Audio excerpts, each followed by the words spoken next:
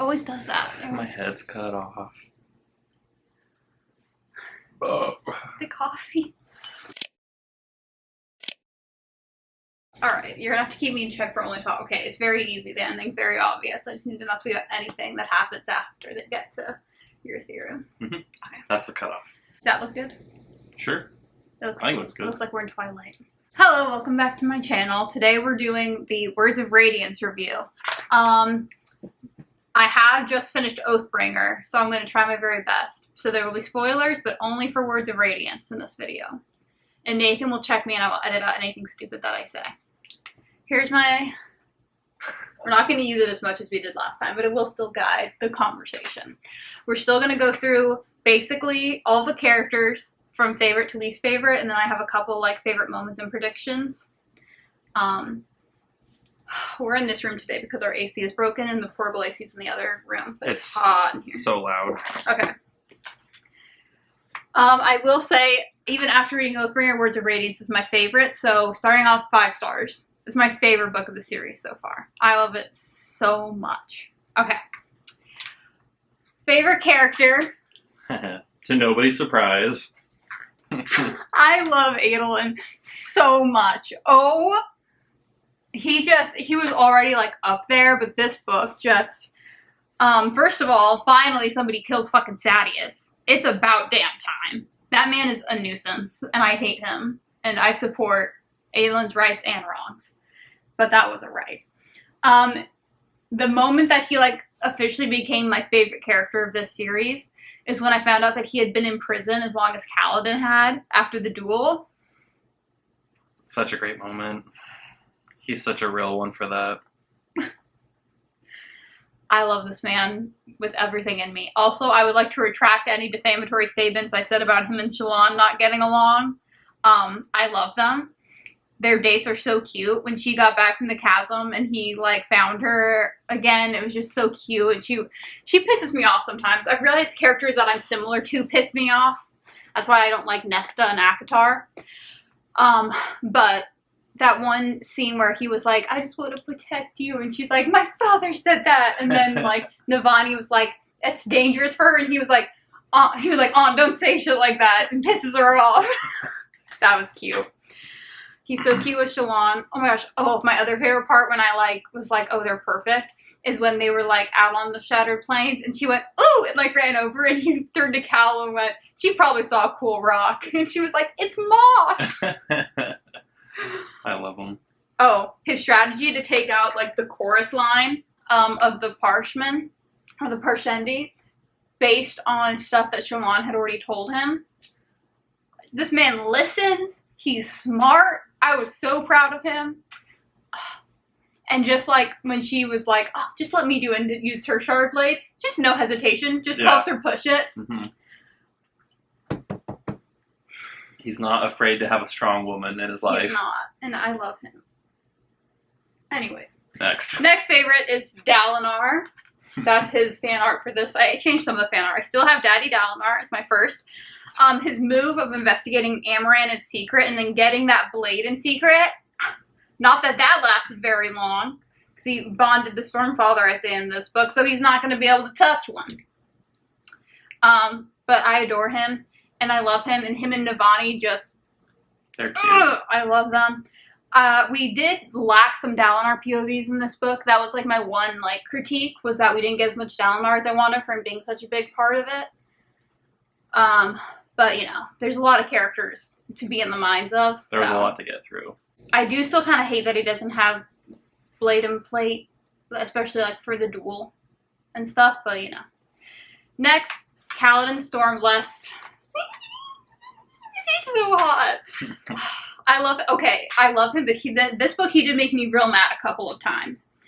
Giving Moash the shards for the love. I kind of understood before about the blade, and I, like, now fully understand about the blade. And I understand, because Syl was pissing me off a little bit with the blade thing before, like... You were really mad at, I'm not going to tell you what to do, but if you do something wrong, I'm going to take away your powers. Oh, I have that in here. Okay. Syl pissed me off this book. It's still a problem. It's always a problem. Anyways, giving Moash the... First of all, giving up the shards. Now that I have finished that book, and we now know about, like, the dead spren and everything, and that's the screaming, and, like, Renarin felt it too. Like, I understand that bit now.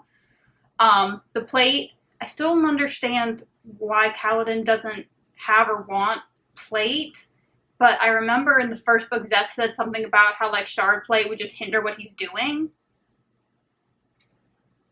No comment. Okay.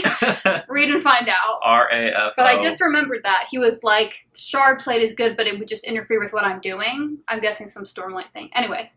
But then not only did he not take them, he gave them to Moash, who he knew was actively trying to kill the king. And it's like, we'll get into a discussion about whether the killing of, like, Elhokar, like the assassination, good, bad morals, and all that kind of stuff. But it's like, you know he's unhinged at the minimum. At the minimum. And they don't, like, to get that done, they don't need shard plate and plate because Graves already had it. It was just stupid. And Teft was right there. Teft was right there. Okay. And then, before this, but demanding the boon after the duel when they had the plan for Sagittarius, who do you think you are? You of all people know, like, how they treat dark guys. I don't know what you thought was going to come of that. Well, I know you thought was going to come of it, but that's just so out of character. It's and for my boon. Literally. It's like the thrill was still in him, and I was like, honey pie, baby, I know that the thrill is in you, and you have adrenaline, but, like, come now. He's just looking for any reason to get Amaram. Which I get. But, but one of my favorite moments in the entire series is okay, can I say? So, Honor is dead. But I'll see what I can do. Yeah, but Honor is dead. And Dalinar says that in this book. I think he meant it as... No, I know what he meant, but it's just multiple meaning. Mm-hmm. So, in this book, Dalinar starts to say that God is dead. That's in this book, correct? Pretty sure.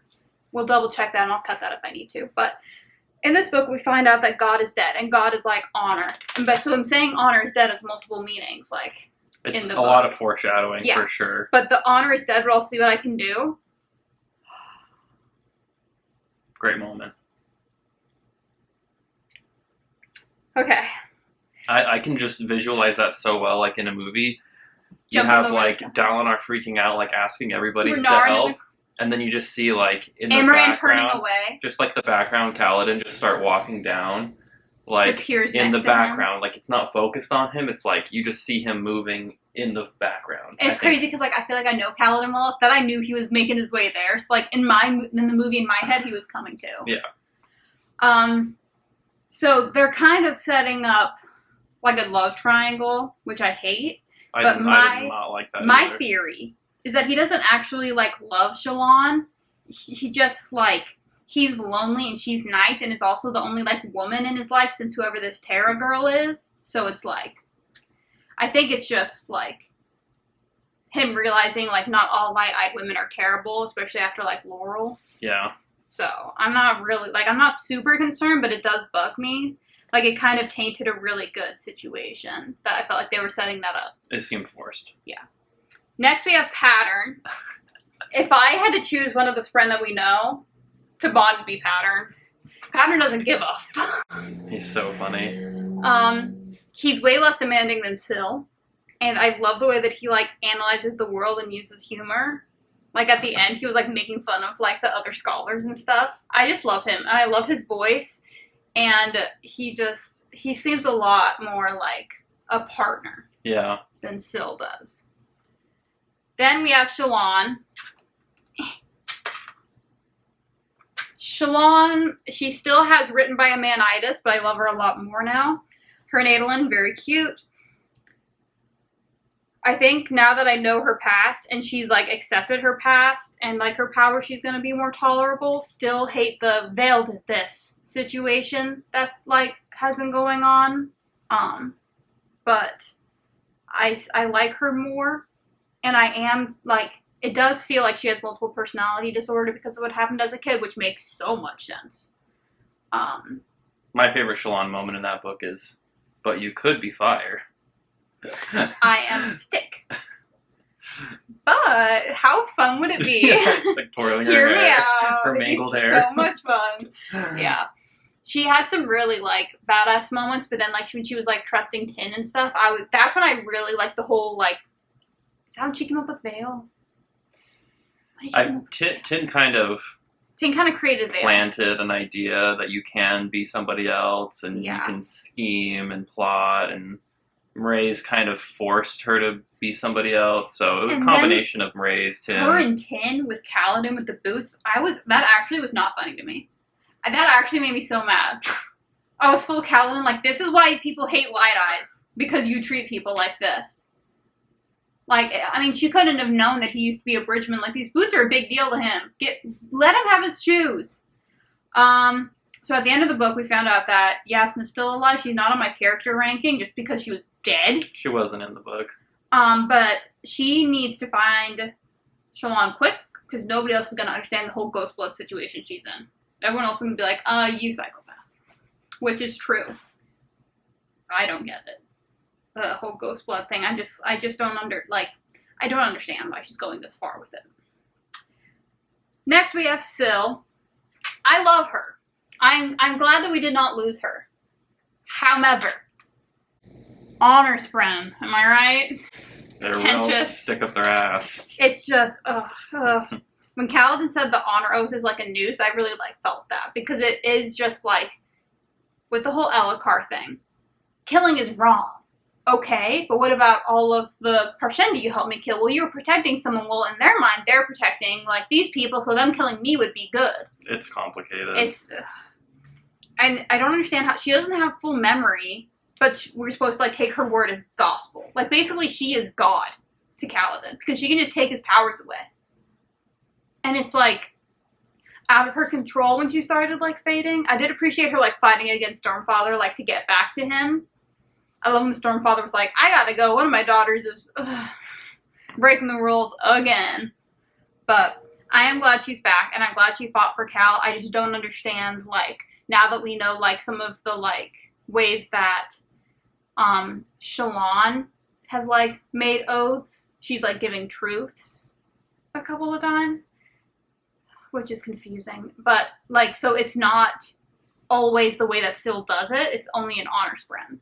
And that makes me mad. Next we have Wit. I love him. Every time he appears, I just want to hug him and kiss him and talk to him forever. His talk with young Shallan was really cute. And then when she, like, saw him again and hugged him, Adolin was like, hands to yourself. That was hot. But I'm still confused with all, like, the letters in the book, like, who he's writing to and receiving back from. I have more theories now that I finished Oathbringer, but we won't talk about that. But that is confusing to me. Okay. And I mean, you can say, like, his last conversation with Jasnah being there when she came back. Yeah. They're gonna be besties. Navani. Love her. Her and Dalinar are so cute. She drops lore so hard. Every time she talks, I'm like, huh? Yeah, she is great at explaining. Really sad about her marriage. I'm still confused about, like, the questions there. Oh, these are my notes from the first book. I was like, didn't I already say really this change. stuff? Yeah, Navani in this book, she's still very, very smart. I'm glad that they're together now. The whole Fabrial thing was very interesting. Oh, here are my comments about Navani. I understand she's mourning Jasnah, but come on, girlfriend. But then when she, like, went into, like, Mama Bear mode, like, Dalinar was like, Mama Bear mode came out, and she's, like, all for Shallan now. Like, that was good. But it was a lot of, like, listen, we do not have time for this. Like, I understand that, like, Jasnah dying sucks, but, like, we don't have time for this. And, like, her behaving that way forced Shallan to do a lot of dangerous things. You know? Just listen. Then we have Renarin, such a sweet boy. He didn't really do much, except go into that duel. That's then he couldn't hold his blade. Really good Renarin moment. The good Renarin moment was when they were like, all right, we have 3 nights rating. He was like, 4. Me too. Or whatever. Okay, then we have Teft. I was a little bit suspicious of him because I feel like Moash was so obvious when they started thinking that somebody in Bridgeport had something to do with the assassination attempt. But then they would hint that, like, Teft was gone. So I thought maybe Moash was a red herring and Teft was the one that was going to betray them. But he wasn't, so he's still in my good books. My favorite Teth moment from this book was when Kaladin comes back down for the fight after getting Dalinar down and starts walking towards Zeph, and he commands all the men to smash their Stormlight lamps in front of him. I love it. Yes. Rock. Consistent. I love that he didn't feed anybody stew while Cal was in prison. He just let the stew. And he's always, like, honest and always has people's backs. Like, anytime he talks, he'll tell you how it is. He'll tell you exactly how it is. He always has everybody's back. Well, he didn't really do much this book. He's just a good dude. He's just a good dude. I just like him. R'lain Shen, love him. Love him. As soon as he, like, had the conversation with Cal where he was like, so I'm bridge for a slave, I told Nathan, I was like, I know exactly what's going to happen. He's going to, like, be treated as an equal, realize how much he loves these men, and he's going to leave because he doesn't want to have to turn on them. And then he did. But then he came back because he realized his people were corrupt, which, like, props to you for being that smart in, like, war form, which isn't supposed to be, like, a big, like, critical thinking, like, he's supposed to be, like, fight, fight, fight. But to have enough, like, wherewithal and critical thinking and, like, love for these men to come back. He's like, you're a good man, Cal.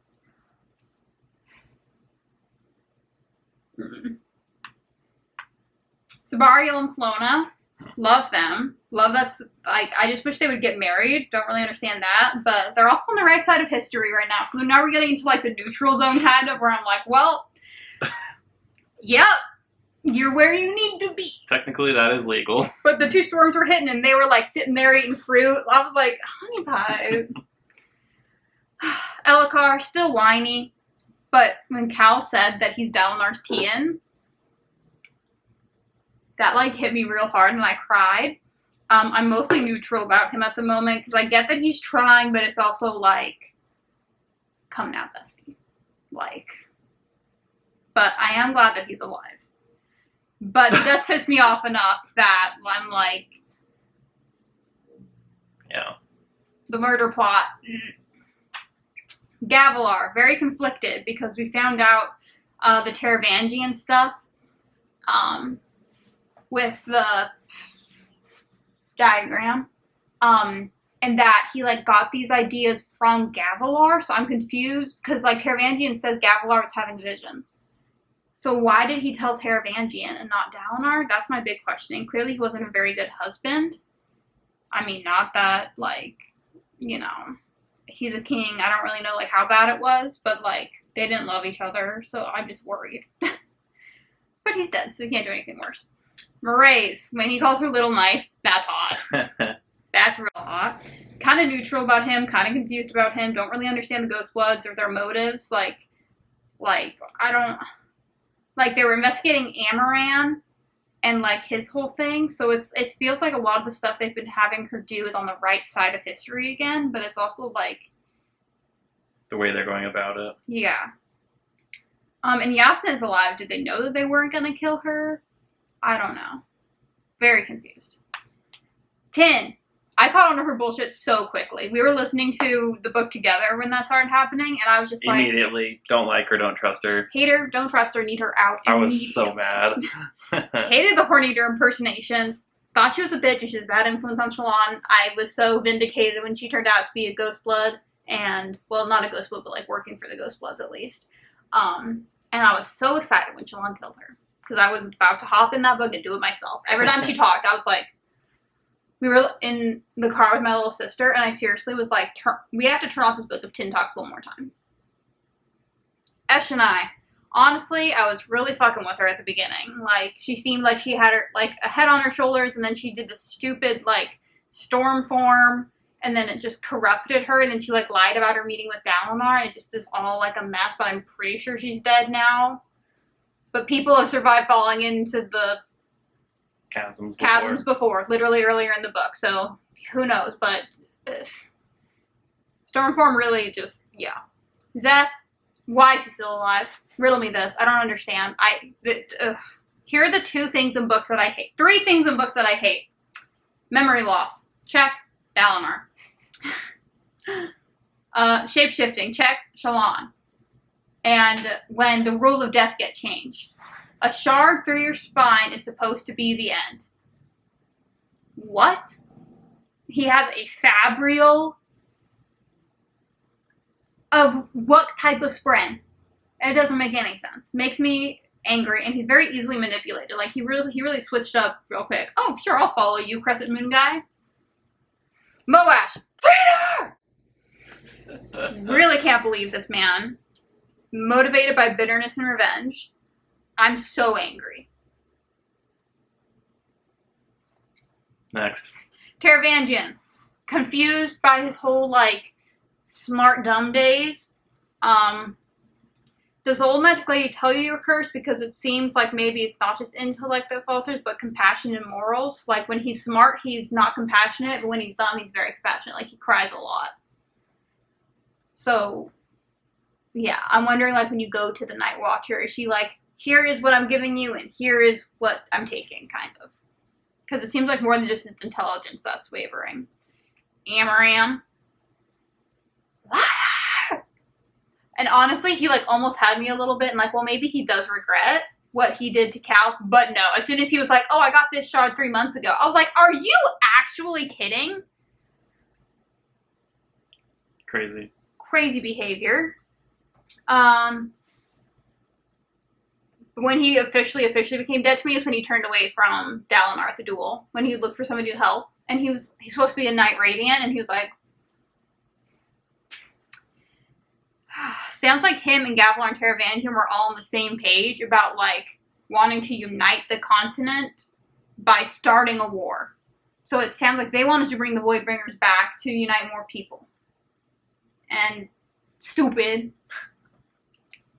Sadeas, rest in pieces. I hope the devil has a special plan for him in hell. Okay, that's the end. Sadeas is my least favorite.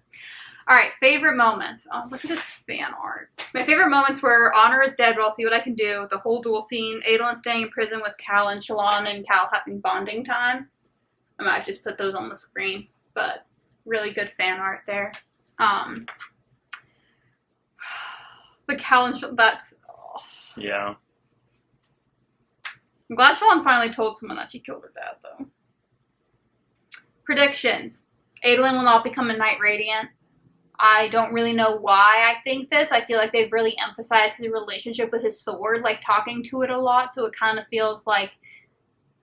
And like with his plate, which I know they emphasize with Dalinar too, but for some reason I just feel like Adolin's not like... And especially after he just killed Sadeas, I'm kind of like, Spren might not pick him. Yasna is some sort of like Force Ghost situation. Because she, like, came from a different, like, realm when she saw Wit, so I'm kind of like, is she actually back, or is she, like, a Force Ghost, like an Echo something?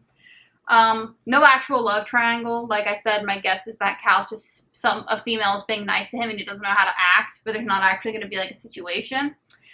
Renar never learns to fight. I think he's kind of proven that he can't, and whatever, like, Knight Radiant order he's in is not going to be a fighting one. And Navani becomes a Knight Radiant is my other guess. And she's a leader, and I just feel like she could. Yeah. That's the end of that. Nice. But this was not your favorite book of the series, book? I don't know. I mean, I think the character progression and the storyline made a lot of sense. There's a special place in my heart for Oathbringer and Rhythm of War 3 and 4. We'll discuss Oathbringer next. Yeah.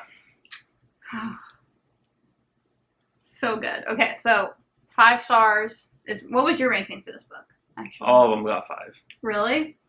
Nice. All of these books mean so much to me, and Words of Radiance it's such a journey of, like, friendship and, like, trauma bonding with, especially, like, Adolin and Kaladin, like, becoming besties was a really, like, good moment for me.